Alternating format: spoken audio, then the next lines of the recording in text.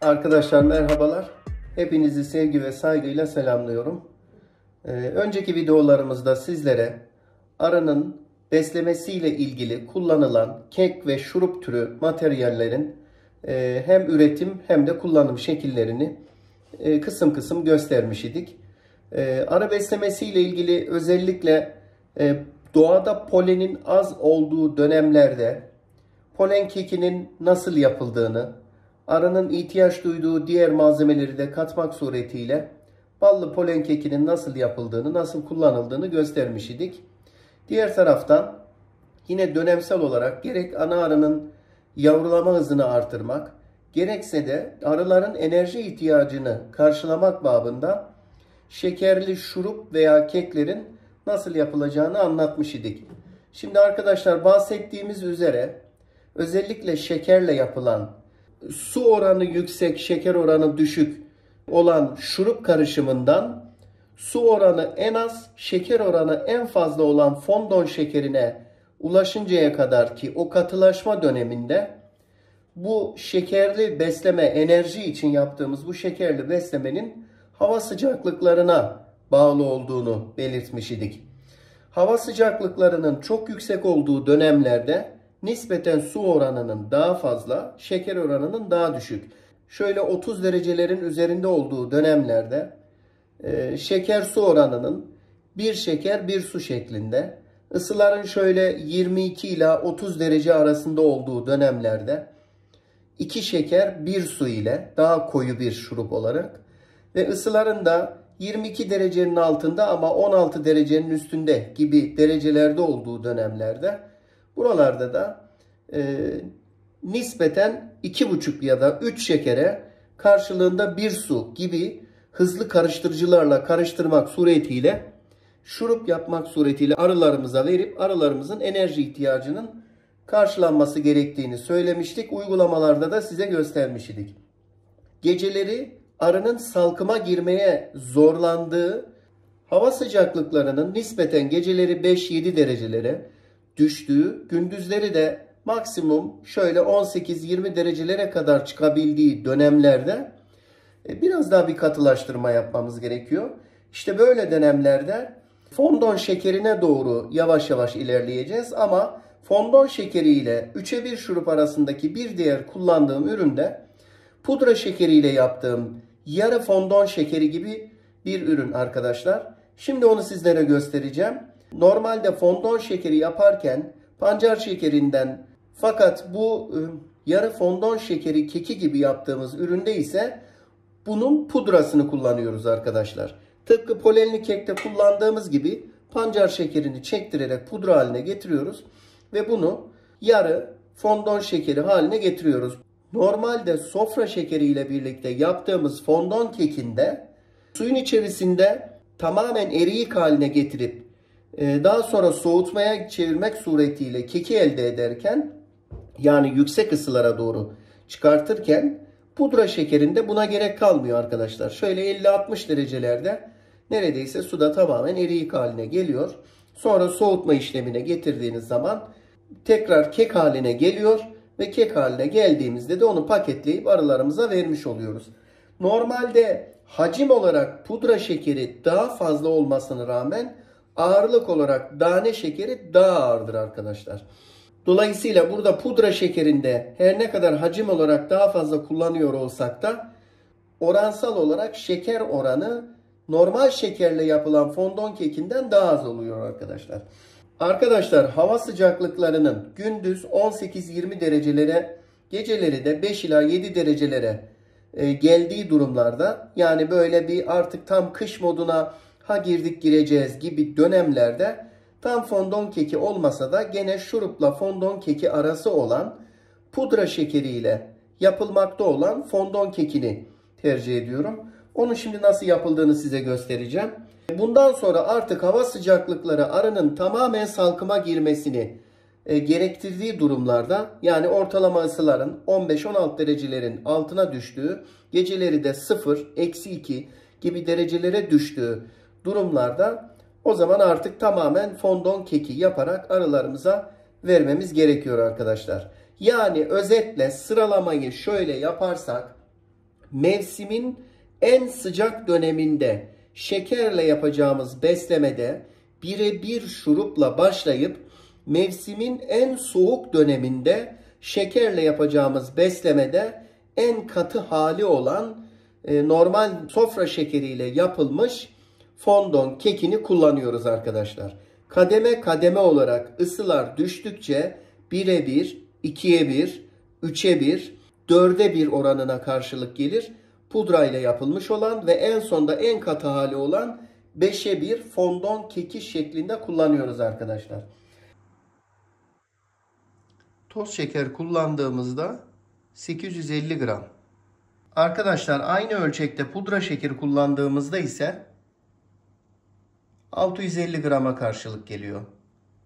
Yani normal sofra şekeri ile çekilmiş pudra şekeri arasında oransal olarak yaklaşık hacim oluşumunda %30'luk bir fark var.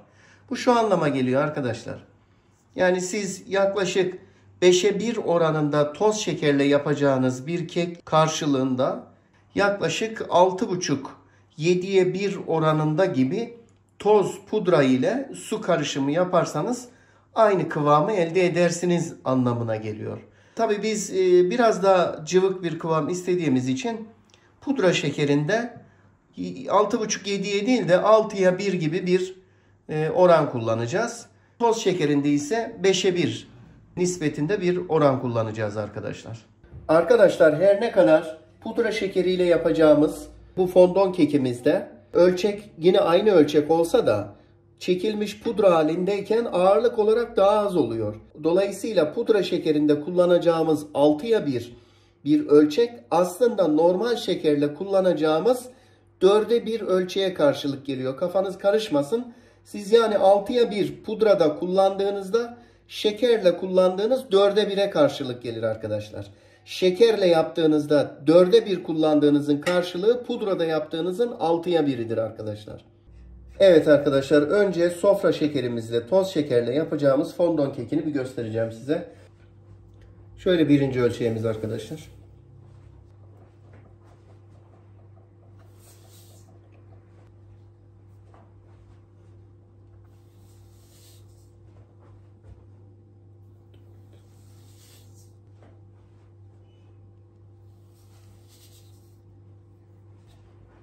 Evet arkadaşlar, 5 ölçek şeker,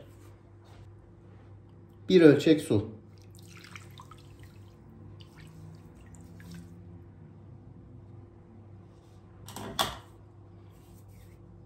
Ocağımızı açıyoruz arkadaşlar.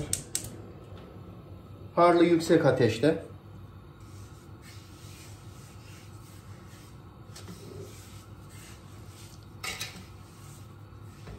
Kaynatmaya başlıyoruz.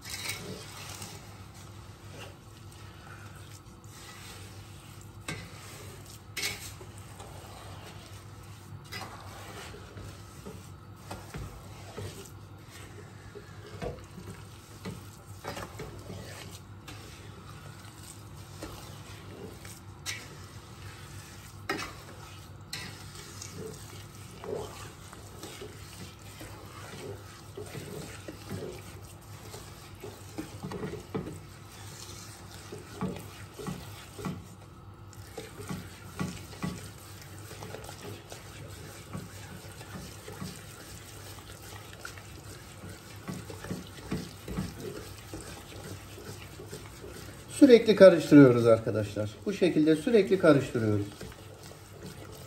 Arkadaşlar benim bu hazırladığım yaklaşık bir 4 kiloya karşılık geliyor.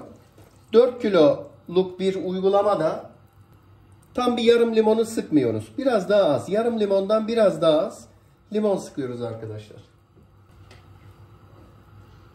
Şu şekilde.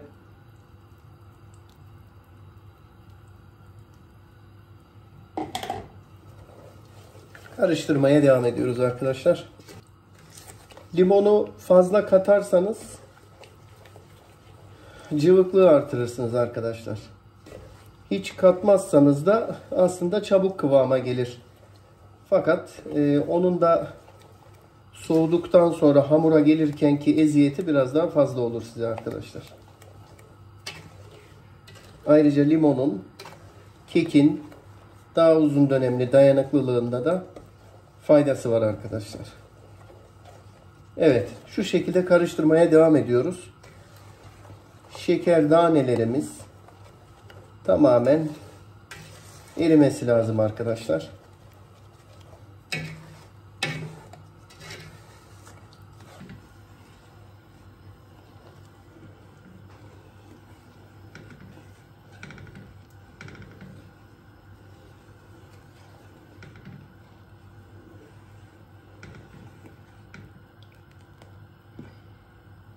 Evet arkadaşlar, şeker taneleri iyice erimeye yüz tuttu. Arkadaşlar, eriğimiz homojen bir hal aldı. Kaynama noktasına geldi. Artık şeker taneleri gözükmüyor. Şu şekilde bakın. Dalga dalga kaynamaya başladığı anda ve şu şekilde köpürmeye başlıyor arkadaşlar. İşte bu köpürme işleminden sonra yaklaşık bir 3-4 dakika daha kaynatacağız arkadaşlar. Ama kızarmasına müsaade etmeyeceğiz. Karıştırmaya devam ediyoruz bu arada arkadaşlar. Şeker tanelerinin tamamen kaynamış olduğundan emin olacağız arkadaşlar. Bu köpüğü bu şekilde görmeniz lazım arkadaşlar. Sürekli karıştırmaya devam ediyorsunuz. Dip kısmındaki şekerin zarar görmemesi için. Eğer aşırı köpürürse altını bir miktar kısabilirsiniz. Şu şekilde bakın, bir müddet sonra köpük azalmaya başlayacak. O noktada işlemi bitiriyoruz. Maksimum kaynama ısısına ulaştı. Köpürme işlemini yaptı. Orada da bir 4-5 dakika kadar karıştırdık. İşlemimiz tamam arkadaşlar. Köpüğü de gittikten sonra işlemi tamamlıyoruz. Arkadaşlar, şekerle yapılan bu erik ısıyı uzun müddet muhafaza eder. Şimdi bunu biz soğutmamız lazım. Soğutmak için de bir soğutucu olabilir. Yani siz normalde hızlandırmak için dıştan üflemeli fan da kullanabilirsiniz. Fakat soğuk suyun içerisine koyuyoruz bunu.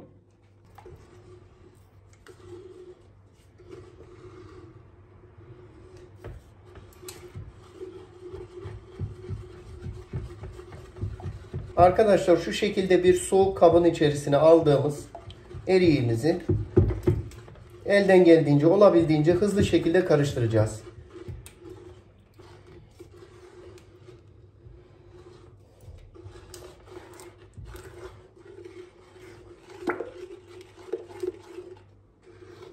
Evet arkadaşlar, soğurken katılaşmaya devam ediyor. Bakın, katılaşmaya başladı. Katılaştıkça rengi tekrar eski beyaz kıvamına gelecektir. Homojenliğini elden geldiğince muhafaza etmeye çalışın arkadaşlar. Dibini tutmasın.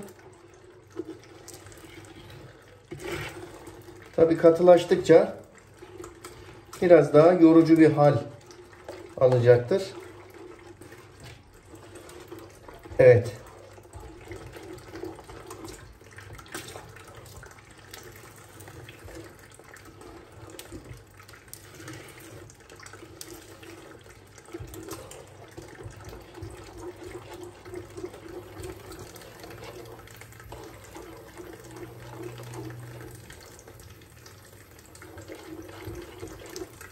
Evet arkadaşlar, görüldüğü gibi iyice hamur kıvamına gelmeye başladı.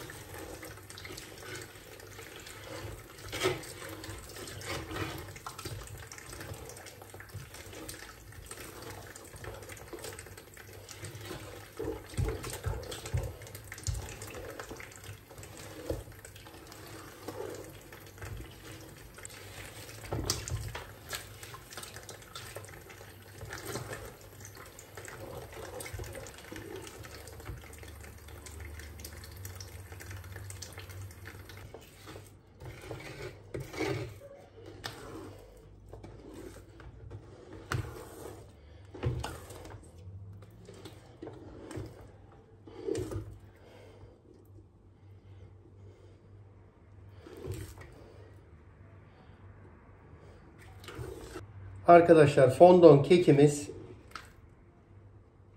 kıvamına geldi. Şimdi bu biraz daha soğuyunca daha da sertleşecek. Fakat paketlemede zorluk olur diye biz bu şekildeyken paketleme işlemini yapacağız inşallah. Buzdolabı poşetleri paketlerine şu şekilde alabilirsiniz arkadaşlar. Biraz ılıkça.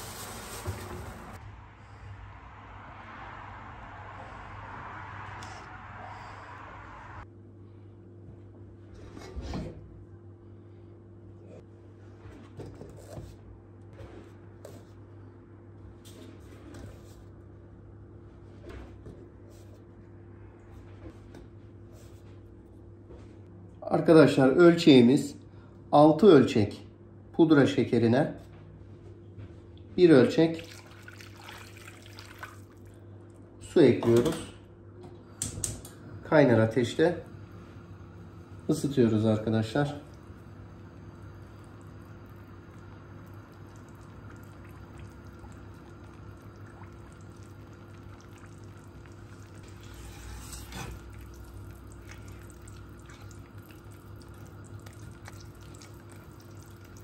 Bakın, şu anda da çok düşük sıcaklıklarda bile ve kıvama gelmeye başladı.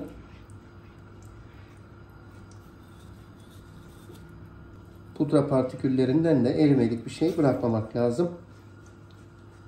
6 ölçek pudra şekeri, 1 ölçek su. Bir miktarda dediğim gibi yarım limon yine ekliyorum.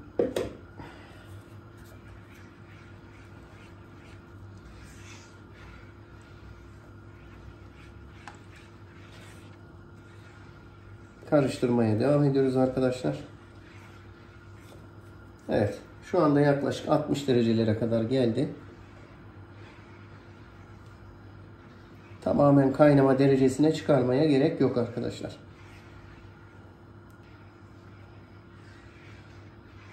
Evet. Tamam arkadaşlar.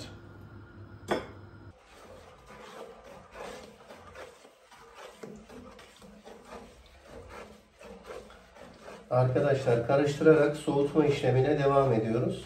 Kıvam gitgide bu şekilde katılaşmaya devam ediyor. Karıştırma işlemine devam edeceğiz. Tabii miktar olarak az yapan arkadaşlarımız bunlara hiç gerek yok. Normal karışımı oluşturduğumuz tencerede soğutma işlemini de yapabilirsiniz arkadaşlar. Epey daha karıştırmamız gerekecek. Arkadaşlar şu şekilde yarım saat sonra kıvam katılaştı. Soğutmaya ve karıştırmaya devam edeceğiz. Şu şekilde. Şimdi bunu paketlere koyacağız. Henüz daha tam soğumadı aslında. Biraz daha ılıkça. Biraz da pakette soğuyunca iyice katılaşacak. Ve kovanlarımızı da peteklerin üzerinden aralarımıza vereceğiz. Şu şekilde arkadaşlar cezveyle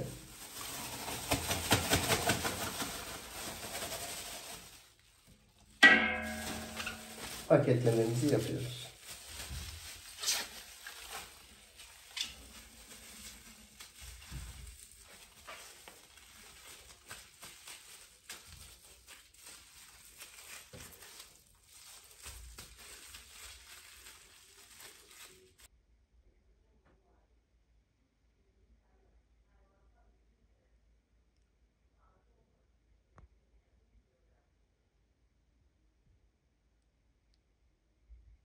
Arkadaşlar konunun başında bahsettiğim gibi toz şekerden yaptığımızda bu şekilde katı bir kıvamda olurken pudra şekerinden yaptığımızda dozaj biraz daha su lehine hafif olacağı için daha akışkan bir kek elde etmiş olacağız. Tamamen kışa girilmeden hemen evvelki soğuk havalarda o pudra şekerli biraz daha akışkan olanı, ama artık kış salkımına girildiğinde kovanlarımıza, peteklerimizin üzerine verilmek üzere bu şekilde şekerden, toz şekerden yapılmış olan fondon kekimizi salkımdan uyandıkları dönemlerde enerji ihtiyaçlarını karşılamaları için arılarımıza besin ihtiyacı olarak veriyoruz. Arkadaşlar tabii ki hepinizin bildiği gibi öncelik kovanlarımızdaki bal stoğudur. Yani hem duvar peteklerimizdeki hem orta peteklerdeki kemerlerdeki ballar arılarımızın öncelikli olarak birinci yiyecekleridir, gıdalarıdır. Fakat yine de havaların sıcak geçtiği kış dönemlerinde arılarımızı oyalanmaları için bu şekilde fondon şekeriyle enerji toplamaları için arılarımızı besleme yapabiliriz. Çok da güzel olur arkadaşlar. Arkadaşlar bir videomuzun daha sonuna gelmiş olduk. Hepinizi sevgi ve saygıyla selamlıyorum. Allah'a emanet olunuz.